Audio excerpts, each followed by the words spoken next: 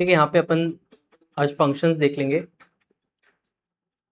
अभी तक के हालांकि अपन ने जो फंक्शंस इस्तेमाल करे हैं थोड़े बहुत तो अपन ने कर लिए थे। जैसे यहाँ पे आपको स्टार्टिंग में जब सिलेक्ट बताया था तब आपको ये बताया था कि आप कॉलम्स को एग्रीगेट कर सकते हो इजीली। जैसे अगर आप सम ऑफ मतलब सिलेक्ट सेल्स फ्रॉम स्टोर लिखते हो तो ये तो कॉलम को फेच करता है, मगर अगर आपको इस कॉलम को एग्रीगेट करना होता है तो अपन ने फंक्शंस यूज करते हैं। जैसे अगर अपने को सम ऑफ सेल्स लिखना होता है, जब अपन ने ग्रुप बाय देखा था तो अपन ने किया था, तो अपन ने सम ऑफ सेल्स किया तो यहाँ पे सेल्स आ गए। अब ऐसे ही अपन सम के साथ एवरेज, मिनिमम, मैक्सिमम, काउंट, ये सारे अपन ने निकाले थे। अपन यहाँ पे नंबर्स में सबसे पहले देखते हैं नंबर्स में एडिशनल और कौन कौन से होते हैं वो आपको मैं बताता हूँ। जो मोस्ट यूजफुल आते हैं जैसे अपना सम, मिन, मैक्स, ये सब तो आते हैं। एक अपना राउंड आता है जिससे आप फेमिलियर होगे। जैसे अपन ने सेल्स को जैसे अगर अपने को राउंड अप करना है तो आप राउंड फंक्शन को यूज करते हो और कॉमा करके कितने डेसिमल प्लेस तक के उसे राउंड करना है वो बता देते हो।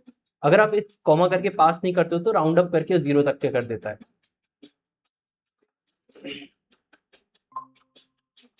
अब सबसे पहले तो ये समझते हैं कि जो राउंड फंक्शन होता है वो काम किस तरीके से करता है।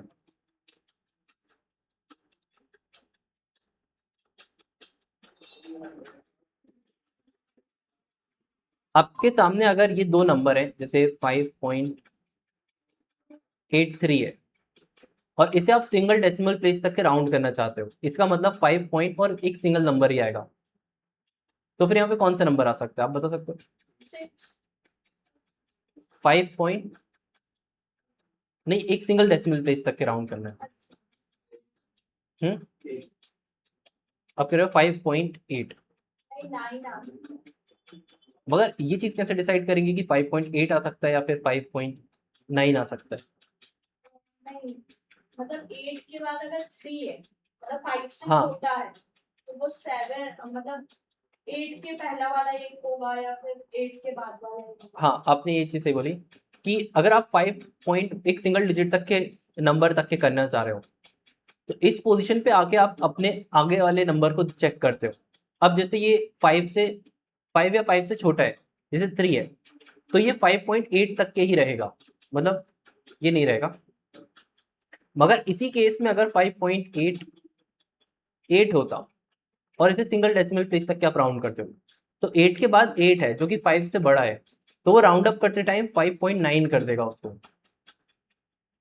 ठीक है, इस तरीके से आपका राउंड फंक्शन काम करता है। राउंड अप करते टाइम दो फंक्शंस और हैं जो कई बार यूजफुल में आ जाते हैं यूज में। एक आता है सील और एक आता है फ्लोर। अब बेसिकली सील और फ्लोर में बेसिकली अंतर क्या होता है, सीलिंग और फ्लोर होता क्या है? आप लोगों ने सीलिंग और फ्लोर देखा है? सीलिंग और फ्लोर इन जनरल क्या होता है? सीलिंग क्या होती है अपने ऊपर वाली सीलिंग और फ्लोर। अगर जैसे आपके पास एक नंबर की एक सीरीज है जिसमें यहाँ पे 2 है और यहाँ पे 3 है, मतलब यहाँ पे 1 है, 0 है और इसके ऊपर नंबर्स है। तो अगर कोई नंबर यहाँ पे है इस पॉइंट पे जिसमें 2.387 इस टाइप से कुछ नंबर लिखा हुआ है तो वो इधर पे आएगा बीच में। अब मान लो अगर ये नंबर एक पर्सन है तो इसके लिए ये सीलिंग हुई और ये नीचे वाला फ्लोर हुआ। तो अगर मैं यहाँ पे फ्लोर पे पास कर दूं इस नंबर को तो मेरे को यहाँ पे 2 मिल जाएगा, क्योंकि उसका इस नंबर का फ्लोर क्या है, 2 है, और इसी नंबर की सीलिंग क्या होगी फिर, 3 होगी। तो ये वाला है आपको।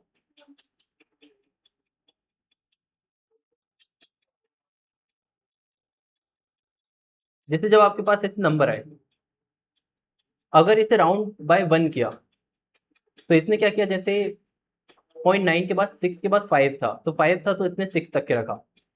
मगर जैसे 7 के बाद 8 था तो इसने यहाँ पे 7 को चेंज करके 8 कर दिया। ठीक है, मतलब एक नंबर आगे बढ़ा दिया उसने।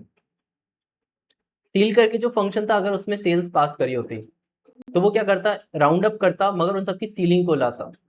जैसे कि यहाँ पे 2309.65, मतलब वो 9 और 10 के बीच में, तो उसकी सीलिंग क्या होती है यहाँ पे 10 थी और उसका फ्लोर क्या हो जाता फिर 09। तो इस तरीके से सील फंक्शन काम करता है, फ्लोर भी इस तरीके से काम करता है। एबीएस फंक्शन अपन ने वहां पे देखा था एक्सेल में। एबीएस फंक्शन का काम होता है एब्सोल्यूट वैल्यू को फाइंड करना। अब जैसे इसमें अगर एबीएस फंक्शन के अंदर किसी कॉलम को पास करोगे, तो जैसे माइनस वैल्यू है तो वो उसे कन्वर्ट कर देगा किसी में, पॉजिटिव में। जो पॉजिटिव हो वो एज इट इज रहेगी। ठीक है, आप चाहो तो इन सबको यूज कर सकते हो। जैसे सीलिंग में पास करोगे तो आपको इस तरीके से नंबर मिल जाएंगे। सेम डेटा पे ही काम किया है तो आप इसको यूज कर सकते हो।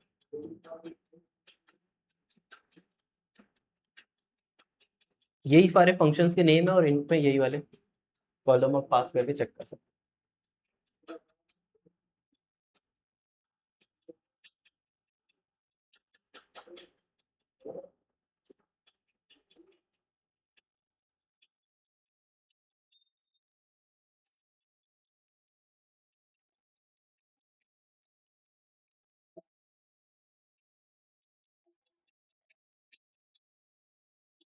ठीक है, आगे इतना।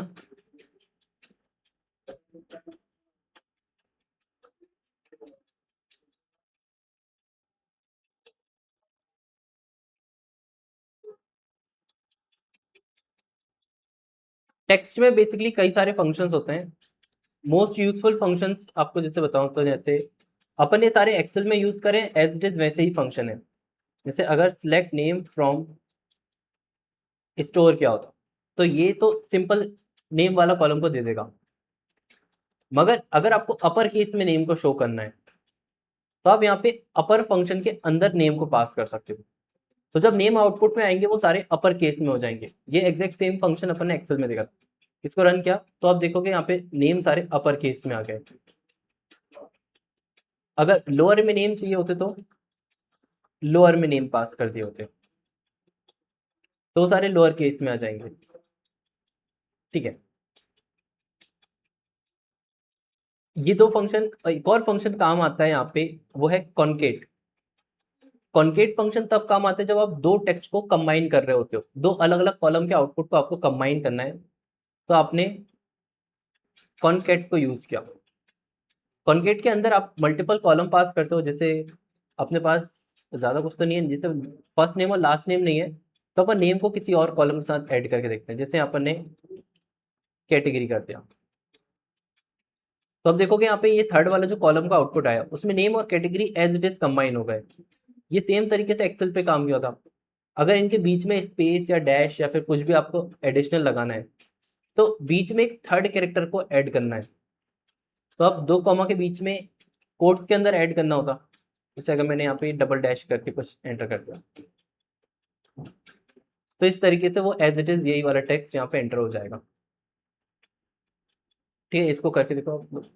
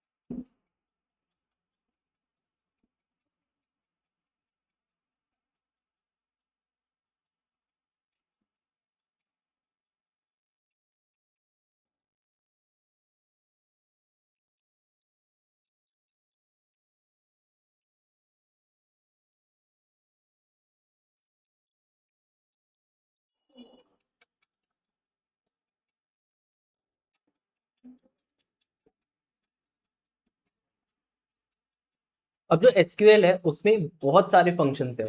ये बहुत लिमिटेड फंक्शंस है जो मैंने यहाँ पे नोट्स पे लिखे हैं। अगर आपको एक्सप्लोर करना है तो यहाँ पे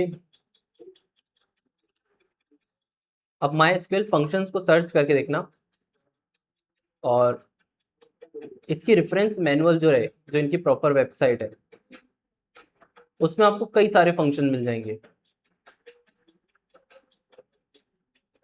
ठीक है, इसमें आपको आप इस पे एक्सप्लोर कर सकते हो, जैसे आपको कैरेक्टर्स के बेस पे चाहिए, स्ट्रिंग के बेस पे चाहिए।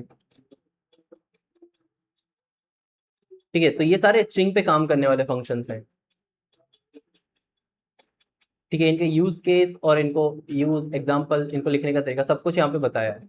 ठीक है, तो अगर आपको कोई फंक्शन को सर्च करना है तो आप यहाँ पे ढूंढ सकते हो। जैसे अपन ने अभी जो यूज किया वो यहीं पे होंगे शायद। जैसे अभी अपन ने यहाँ पे अपर को यूज किया। ठीक है, ऐसे यहाँ पे कई सारे, जैसे यहाँ पे ट्रिम पे ही काम करता है।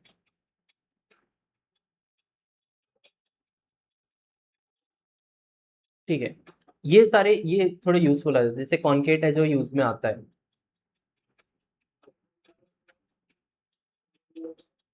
नेक्स्ट टाइप के फंक्शन जो यूज में आएंगे आपके, वो अपन देखते हैं, वो आते हैं डेट से रिलेटेड।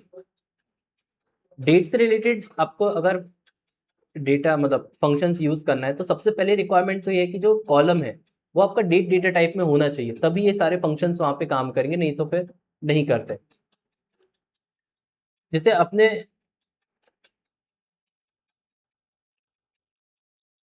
लोड किया था डेटा, तो ऑर्डर डेट को डेट डेटा टाइप में कन्वर्ट कर दिया था, तो डेट टाइम में आ गया वो, तो ही फिर ये सारे फंक्शन वर्क करेंगे।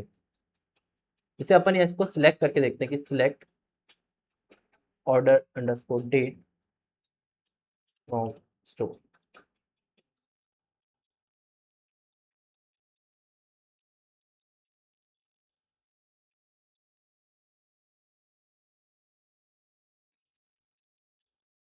तो ये एज इट इज डेट आ जाती है।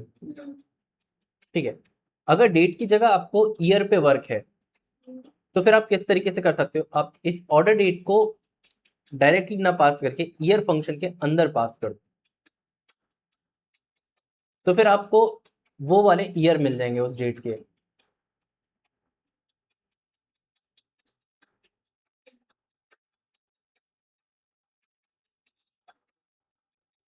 ये जो फंक्शंस होते हैं जरूरी नहीं कि सिर्फ सिलेक्ट में ही इस्तेमाल हो, इनको आप वेयर में भी इस्तेमाल कर सकते हो। जैसे अगर आप इसको करते हो, जैसे select year from order date और फ्रॉम स्टोर बता दिया, तो ये तो ईयर वाला कॉलम दे रहा है। अगर आपको डेटा सिर्फ उतना चाहिए जहां पे ईयर 2015 हो, तो फिर इसको करने का एक बहुत आसान और शॉर्ट तरीका होता है कि select all from store where. अब सिर्फ 2015 का डेटा चाहिए, तो आप इसको ऑर्डर डेट को डायरेक्टली ना कंपेयर करते, अगर आप ऐसे कंपेयर करो कि year of order date is equal to 2015 और फिर इसे रन कर दो, तो आपको जो डेटा रिटर्न होगा वो सिर्फ और सिर्फ 2015 का ही डेटा रिटर्न होगा। बाकी ना इसमें 16 आएगा ना 17 आएगा।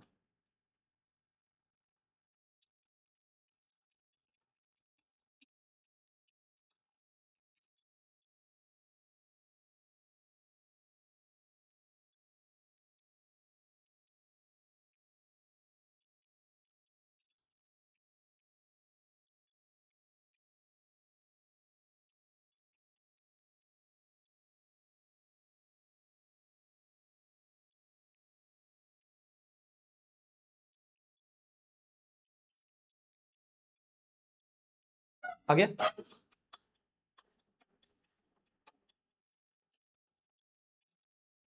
अब जैसे ईयर अपन ने एक्सट्रैक्ट किया, वैसे ही यहाँ पे और भी फंक्शंस है। जैसे year of order date year देता है, अगर आप मंथ फंक्शन को यूज करते हो तो ये मंथ का नंबर देगा। ठीक है, और अगर आपको डे चाहिए तो आप यहाँ पे डे लिख सकते हो, तो वो डे दे देगा कि डे कौन सा था।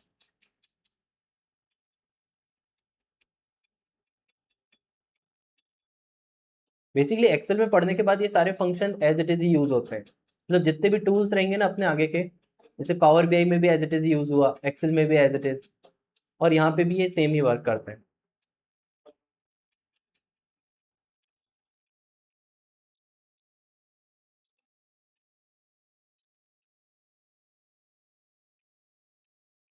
जैसे डेट टाइम पे जितने भी फंक्शंस है ना, ये पूरी उनकी लिस्ट है। इनमें से कुछ स्पेसिफिक फंक्शन अपन देख रहे हैं।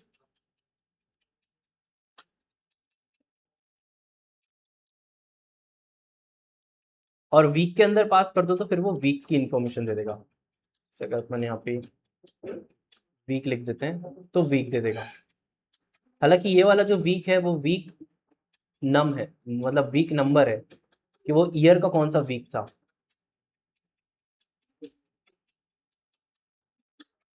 आप वीक डे लिखते हो तो फिर वो वीक डे बताता है।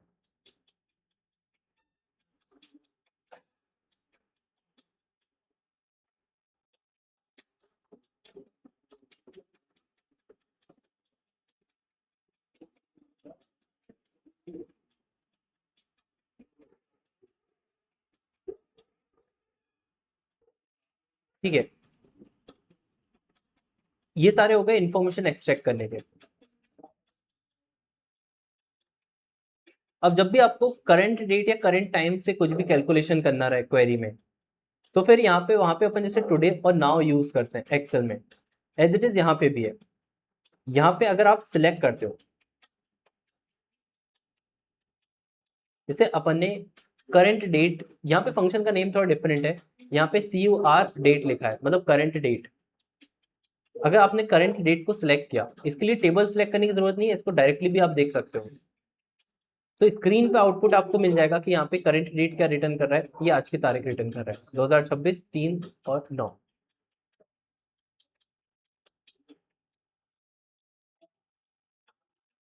ठीक है, तो करंट डेट यहाँ पे, करंट डेट इसका दूसरा भी नेम यही है, same function current underscore date भी यही काम करता है।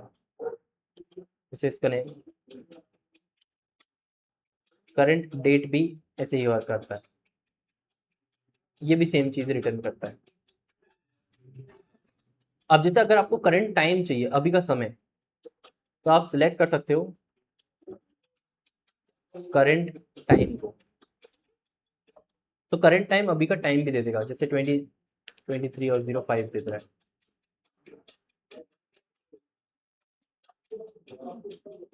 ये जो करंट डेट है और करंट टाइम है ना, अपन आगे जाके देखेंगे जब अपन ट्रिगर्स और लॉग बनाएंगे। ठीक है, कि ऑटोमेटिकली रिकॉर्ड्स कैसे रिकॉर्ड होते हैं, जैसे कोई डेटा ट्रांसफर हो रहा है तो उसका रिकॉर्ड रखना है कि कौन सा एम्प्लॉय कब डिलीट हुआ, कब नया ऐड हुआ, कब अपडेट हुआ, तब यहाँ पे करंट डेट और करंट टाइम बहुत काम आता है।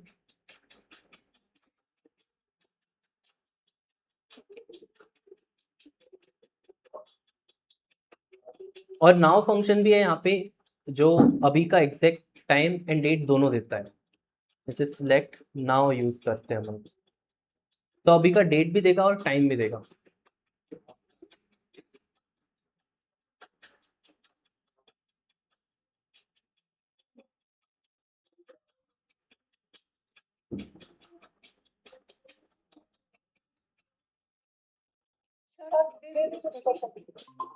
टुडे यहाँ पे काम नहीं करता। देखते हैं, टुडे यहाँ पे फंक्शन नहीं है, वो टुडे फंक्शन ये करंट डेट के नाम से आता है। CUR डेट या फिर करंट डेट, वही टुडे फंक्शन है यहाँ पे। नाउ फंक्शन का नेम यही है।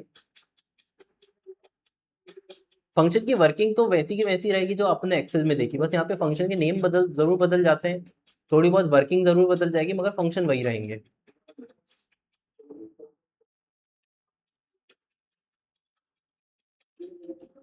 डेट फंक्शन भी है।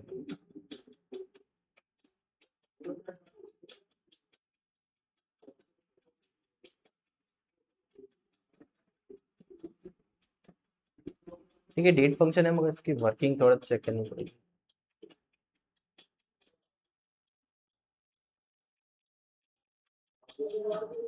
अब यहाँ पे एक और यूजफुल है, जैसे डेट डिफ। डेट डिफ को यूज करने का तरीका थोड़ा सा डिफरेंट है, यहाँ पे ये नंबर ऑफ डेज का ही डिफरेंस देता है। मतलब एक्सेल जैसा नहीं है कि वो number of month number of years भी बता दे आपको। यहाँ पे सिर्फ दो डेट्स और उनके बीच में कितना डिफरेंस है वो बताएगा। जैसे डेट 1 पास कर दी और डेट 2 पास कर दी, तो उन दोनों के बीच में नंबर ऑफ डेज का डिफरेंस दे देगा ये। से अगर अपन ने ले लिया, डेट डिफ को कॉल किया और इसमें अपन ने दे दिया ऑर्डर डेट कॉमा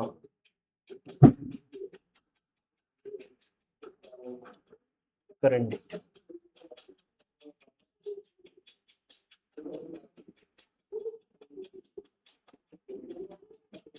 अच्छा, यहाँ पे वो भी देना रहेगा।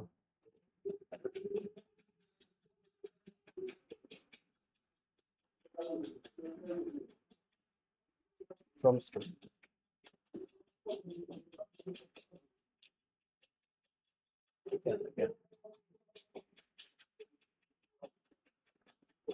ठीक है, यहाँ पे ये भी थोड़ा सा डिफरेंट है, आपको एंडिंग डेट पहले लिखना है, स्टार्टिंग डेट बाद में, तो फिर वो पॉजिटिव नंबर देगा।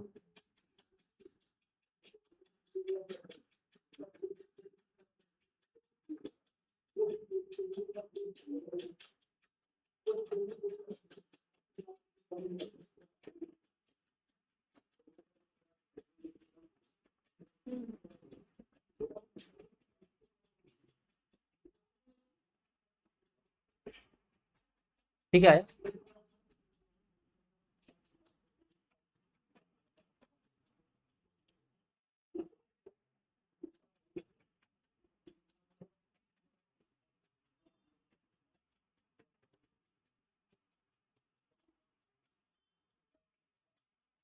कुछ फंक्शन और देखते हैं, जैसे यहाँ पे ये वाला फंक्शन भी इस्तेमाल होता है एसक्यूएल में, date add. Date add function का काम क्या है यहाँ पे, अगर आपको कुछ इंटरवल आगे की या पहले की डेट देखनी होती है तो यहाँ पे डेट ऐड को इस्तेमाल किया जाता है। जैसे आज से 3 महीने बाद का डेटा देखना है आपको, या फिर 2 महीने पहले का, या फिर 1 साल बाद की डेट चाहिए, तो फिर यहाँ पे डेट ऐड को इस्तेमाल किया जाता है। ये नेगेटिव और पॉजिटिव दोनों ही डेट्स को लाने के लिए इस्तेमाल किया जाता है। इसको इस्तेमाल कैसे किया जाता है, जैसे एक तो आ गया डेट, ठीक है, डेट ऐड फंक्शन को यूज करने के बाद आपने डेट दी, फिर इंटरवल करके कीवर्ड बताते हो, और फिर n नंबर ऑफ यूनिट्स वो अपन देते हैं। तो अपन इसको करके देखते हैं।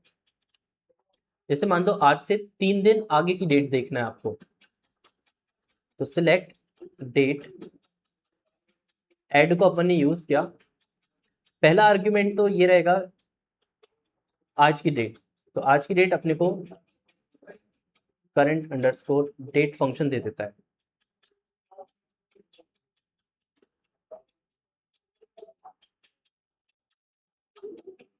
नेक्स्ट आर्ग्यूमेंट इंटरवल, ये इंटरवल एज इट इज लिखा जाता है, जैसे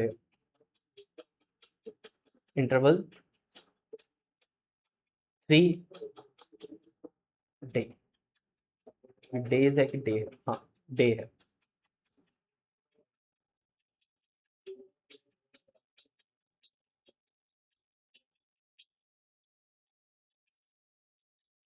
यहाँ पे कोई सी भी आप डेट लिख सकते हो, बस यहाँ पे ये इस तरीके से आएगा कि इंटरवल 3 डे, ये पॉजिटिव 3 था इसलिए उसने आगे की डेट दी है। अगर मेरे को 3 दिन पहले का डेट चाहिए होती तो मैं लिखूंगा तो ऐसे ही बस नंबर माइनस में दे दूंगा।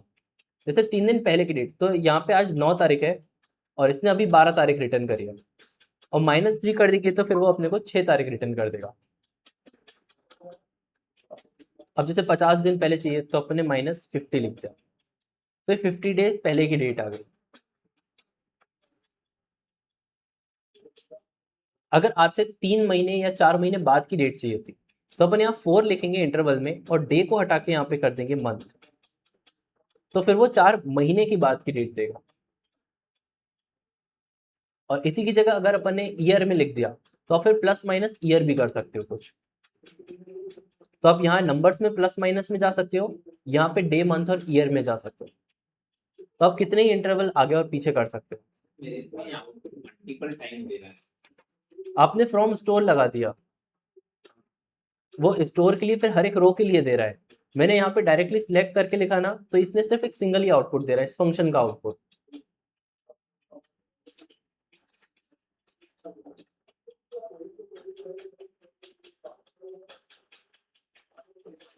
ठीक है, आया। और भी फंक्शंस होते हैं, आप बाकी के सारे एक्सप्लोर करके देख सकते हो। जैसी जैसी रिक्वायरमेंट आएगी आप इंटरनेट पे सर्च करके वैसा फंक्शन ढूंढ के उस पर कैसे वर्क करना है वो कर सकते हो। यहाँ पे अपन कुछ और यूजफुल फंक्शन पे चलते हैं। ये फंक्शन आपको आगे जाके मतलब जो डिफिकल्ट क्वेश्चंस होते हैं ना उनको सॉल्व करने में मदद करेंगे। सबसे पहला तो आ जाता है इफ फंक्शन। अपन इफ को एक्सेल में भी यूज किया था, यहाँ पे भी वैसे ही है। जब भी कंडीशन के बेस पे डिसीजन लेना होता है तो फिर इफ फंक्शन की जरूरत पड़ती है।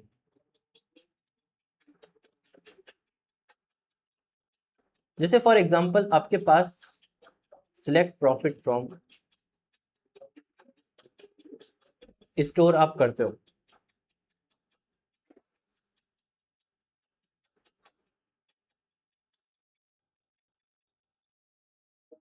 तो ये आपको प्रॉफिट वाला कॉलम दे देता है।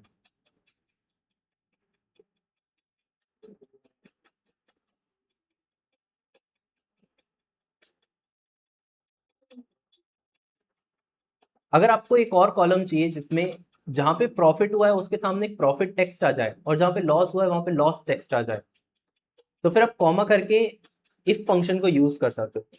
लिखना वैसे ही होगा कि इफ को कॉल किया, पहले लॉजिकल टेस्ट आएगा, तो प्रॉफिट वाले की वैल्यू अगर 0 से अबव हुई तो प्रॉफिट है, नहीं तो वो लॉस है। तो इफ जो प्रॉफिट कॉलम है, if it is greater than 0, comma करके फिर अपन ने कोट्स में लिख दिया प्रॉफिट, तो वैल्यू इफ ट्रू में प्रॉफिट आ जाएगा, वैल्यू इफ फॉल्स में लॉस।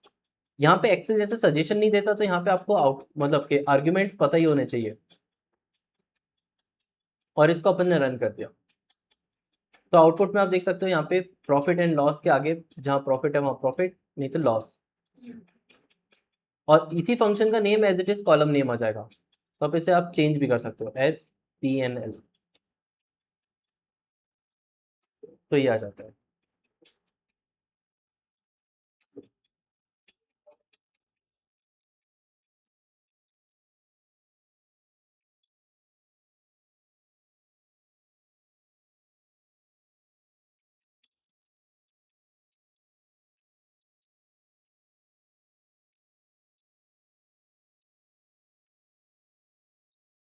ठीक है, आया।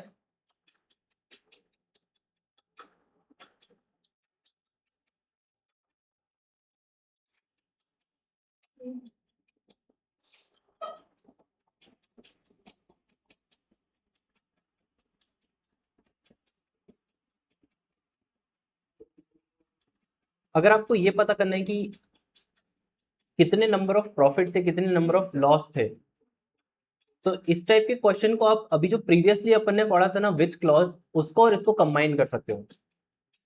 अब जैसे ये वाला क्वेश्चन तो आ गया, इसका जो आउटपुट आया उसमें अपने पास दो कॉलम्स आ रहे हैं, एक प्रॉफिट है और एक प्रॉफिट एंड लॉस है। यहाँ पे ये प्रॉफिट लिखा है, यहाँ पे लॉस लिखा है। तो अगर ये वाला टेबल आपके पास ऐसा इनपुट टेबल आ जाए, तो फिर आप ये क्वेरी लिख सकते हो कि पीएनएल के बेस पे ग्रुप करना है और काउंट ऑल स्टार लगा देना है, तो आपको ये वाला मिल जाएगा। तो अपन इसको लिखने के लिए अपन क्या कर सकते हैं, विथ एम एज लगा सकते हैं और इस क्वेरी को ब्रैकेट के अंदर लिख सकते हैं। और फिर लास्ट जो नीचे वाली क्वेरी होगी, मेन क्वेरी, वो ये होगी कि select P N L count all as count from. अब फ्रॉम करके तो बेसिकली अपन ने टेबल का नाम दे चुके हैं ऊपर टेम्प, तो अपन ने इसे टेम्प दे दिया।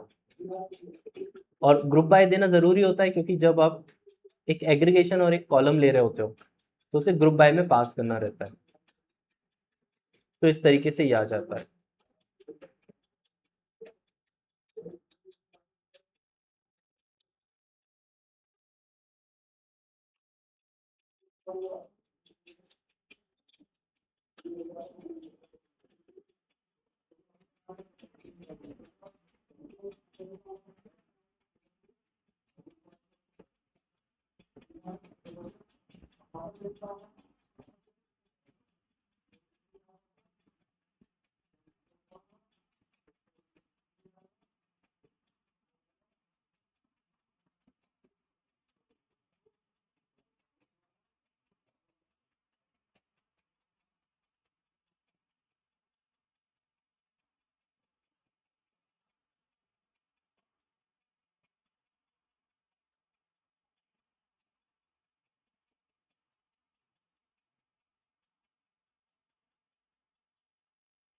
ठीक है, इसके बेसिस पे एक और एडवांस इंसाइट अगर अपने को निकालना होता, तो अगर अपन ये बताते कि प्रॉफिट हुआ तो ऑन एन एवरेज प्रॉफिट कितना हुआ और लॉस हो रहा था तो ऑन एन एवरेज लॉस कितना हुआ, तो यहाँ पे अपने पास हर एक प्रॉफिट को अपन ने मार्क कर चुका है, हर एक लॉस को।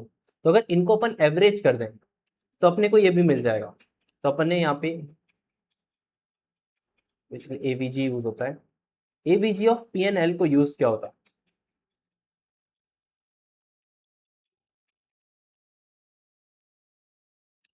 नहीं, पीएनएल नहीं, यहाँ पे प्रॉफिट वाला कॉलम को यूज करना पड़ेगा, क्योंकि पीएनएल में तो टैक्स लिखा हुआ है। तो ये बता देगा कि ऑन एन एवरेज जो प्रॉफिट हुआ वो $50 का था, मगर जो लॉस हुआ ना वो ऑन एन एवरेज $68 का हुआ माइनस।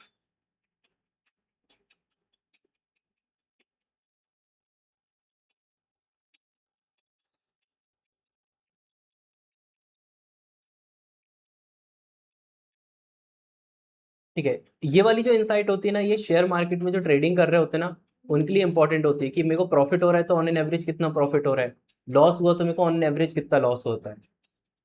तो अब फिर आप इस तरीके से कर सकते हैं। क्या? ये वाली क्वेरी चली नहीं। अच्छा, इसको आप चेक करके देखो, ये इसको ऊपर से यहाँ तक विथ क्लॉज से लिखी है इसको अपन ने। इसके पहले वाली तो चल गई थी। इसके पहले वाली चल गई थी, हाँ। तो कुछ चीजें चेक करना, जैसे इसके जस्ट पिछली वाली, जैसे यहाँ पे विथ क्लॉज की जस्ट पिछली वाली का सेमीकोलन से एंड किया है आपने, हाँ। और विथ क्लॉज के नीचे आप मल्टीपल क्वेरी नहीं लिखना है। ये वाली जो पहले इसके जस्ट पहले वाली कराई थी उसको कॉपी पेस्ट करके फिर मैंने एवरेज किया। नहीं, कॉपी पेस्ट नहीं करना है। ये जो विथ है ना, इसके साथ एक ही क्वेरी रन हो रही है, आपकी दो क्वेरी हो गई यहाँ पे, ये वाली और नीचे वाली। ये मैंने इसी में चेंज किया है क्योंकि ये इसी में ही काम करेगी।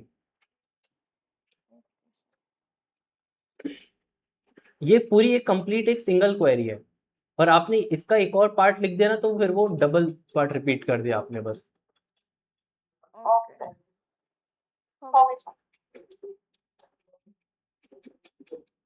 ठीक है, अपन आगे करके देखें।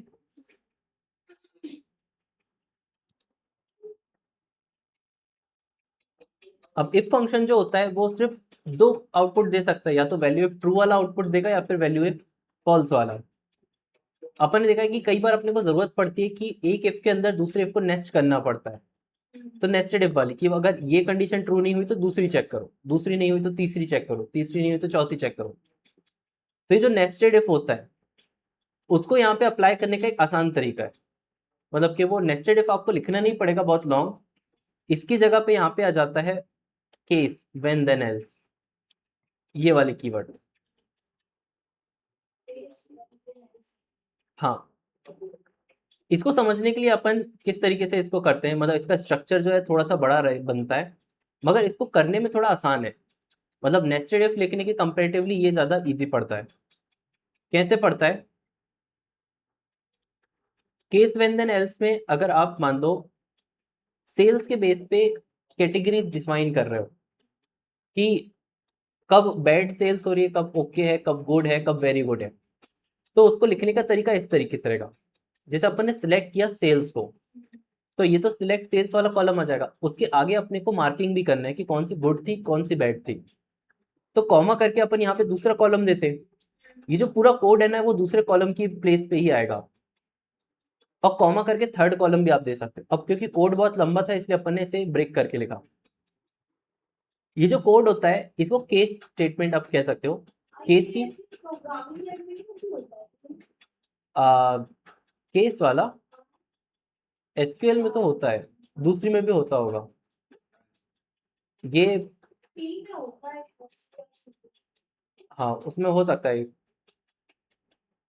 बाकी मोस्टली तो नेस्टेड इफ होता है, जैसे पाइथन है तो उसमें नेस्टेड इफ ही काम करता है, केस नहीं होता। अब दूसरी हो सकती है जिसमें केस काम करता हो, जैसे एसक्यूएल को देखे जिसमें केस काम करता है, और केस बहुत इजी है लिखने में, मतलब नेस्टेड इफ के कंपैरेटिवली। ये जो पूरा कोड का ब्लॉक है इसको स्टार्टिंग और एंडिंग आपको एसक्यूएल को बताना पड़ता है कि आप केस वाला ब्लॉक लिखने वाले हो, और उसकी स्टार्टिंग करने के लिए आपको केस कीवर्ड लिखना होता है और उसकी एंडिंग करने के लिए एंड कीवर्ड लिखना होता है। सारा मेन कोड आपका इन दोनों के बीच में आएगा।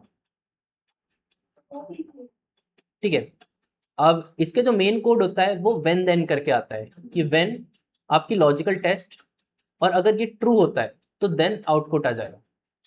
अगर ये फेल हो जाता है, इसमें के बीच में कोई कॉमा कोई कुछ नहीं है, आप इसे चाहो तो सिंगल लाइन पे भी लिख सकते हो, मगर अपन ब्रेक करके लिख रहे हैं ताकि ये पढ़ने में आसान रहेगा। फिर अगर ये फॉल्स होती है तो फिर वो दूसरी चेक करेगा कि when sales is less than $50 then okay, when sales is less than 200 then good. अब जब सारी कंडीशन चेक करने के बाद अब लास्ट ही बचा है कि ये वाला लास्ट दे देना, अगर सब फॉल्स होता है तो ये लास्ट आ जाए, तो फिर एल्स, वेरी गुड, और फिर इसे एंड किया और एज करके इसका एक कॉलम का नेम दे दिया सेल्स कैटेगरी। तो ये वाला आप बना के देखो।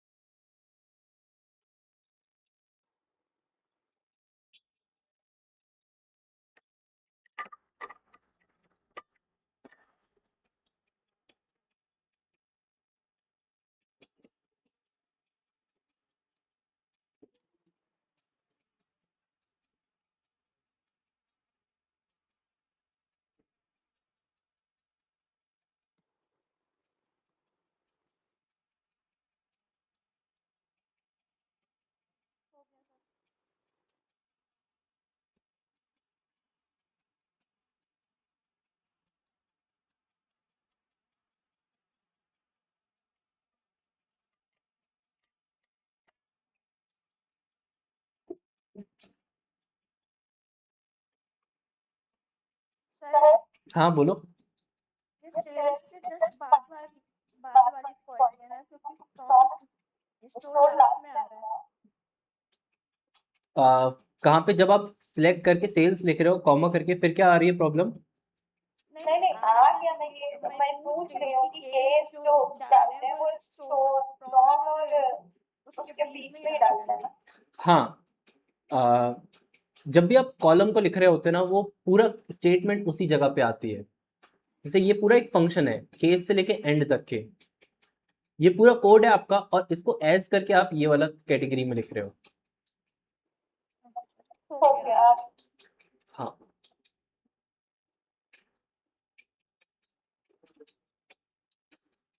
जब भी आपको किसी कॉलम के बेस पे कैटेगरीज बनाना हो ना, तो केस को ज्यादा इस्तेमाल किया जाता है।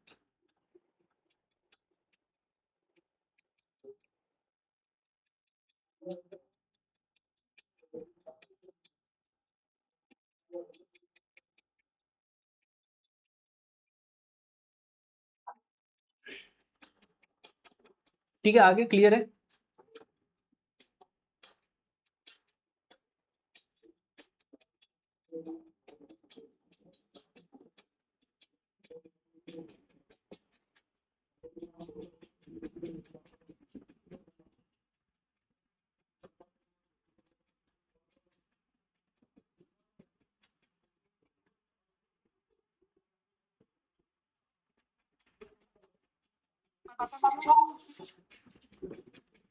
कुछ पूछ रहे हो पलक? No sir. यहाँ पे अपन एक क्वेश्चन करके देखते हैं। ये वाला क्वेश्चन थोड़ा सा बड़ा रहेगा, इसमें अपन ने जो पहले देखा है ना उसको भी यूटिलाइज करना पड़ेगा। आपको एक इनसाइट निकालनी है, और अपने पास सेल्स का डेटा है। कुछ सेल्स जो है वो कम ऑर्डर की है, कुछ ज्यादा की है। तो आपको यहाँ पे कैटेगरी बनाना है। अब एक कैटेगरी बनाना है लो वैल्यू की, एक लो वैल्यू, और उसके आगे मतलब वैल्यू ऑफ कैटेगरीज है, उसके आगे कितने नंबर ऑफ कैटेगरीज, मतलब कितने number of transaction low value पे आए थे। जैसे यहाँ पे हो सकता है 15 आए, 58 आए, इतने नंबर ऑफ ट्रांजेक्शन ये आ जाएंगे। वो सारे जीरो से लेके 200 तक के जितने डॉलर के ट्रांजेक्शन थे वो लो वैल्यू पे आ गए। एक आ जाएगा मिड वैल्यू, इसमें कितने नंबर ऑफ ट्रांजेक्शन आए, और ये आ जाएगा यहाँ पे 200 से लेके 500 तक। एक आ जाएगा हाई वैल्यू, इसमें कितने नंबर ऑफ ट्रांजेक्शन थे, और ये 500 प्लस आ जाएंगे। आपको ये इनसाइट निकालने की कितने वैल्यूज में कितने नंबर ऑफ ट्रांजेक्शन आए। तो ये वाला आप कर सकते हो। ये दो स्टेप में होगा। पहले तो आपको एक डेटा बनाना पड़ेगा जिसमें आप इसको कैटेगराइज करो, फिर उनके ग्रुप बना के किस तरीके से आप उनमें काउंटिंग फाइंड करते हो। तो ये वाला करके देखो आप लोग कैसे कर सकते हो।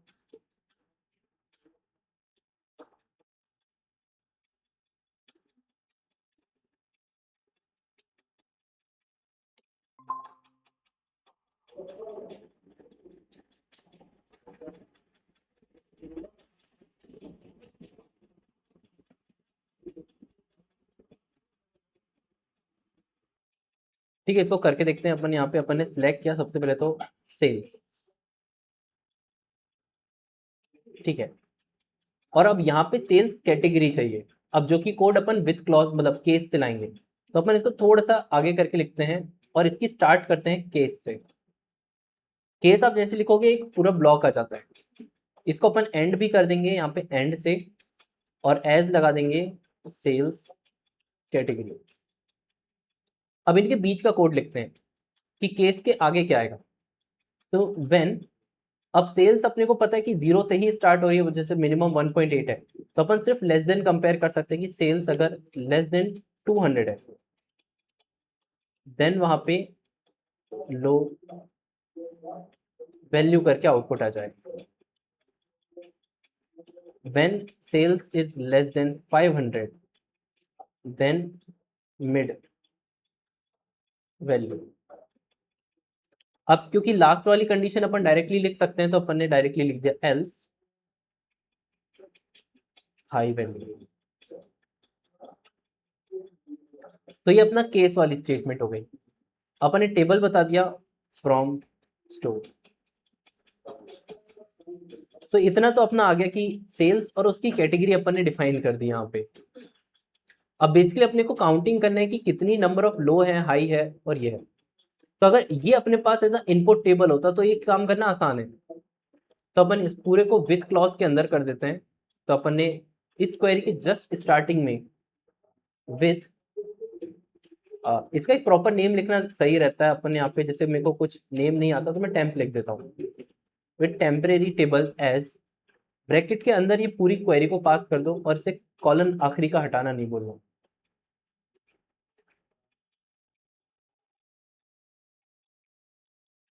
तो विथ के अंदर ये आपकी पूरी स्टेटमेंट आ गई। अब एक लास्ट क्वेरी अपन ने लिखी ग्रुप बाय वाली। तो अपन ने इसे सिलेक्ट किया, सेल्स कैटेगरी नाम दे चुके हैं अपन ऊपर वाले उसमें, sales category comma count all. जब अपने को नहीं पता सारी रो काउंट करना है तो count all as num of orders from. अब ये जो डेटा आ रहा है वो ऊपर वाले टेम्प टेबल से आएगा, तो अपने temp and then group by sales category.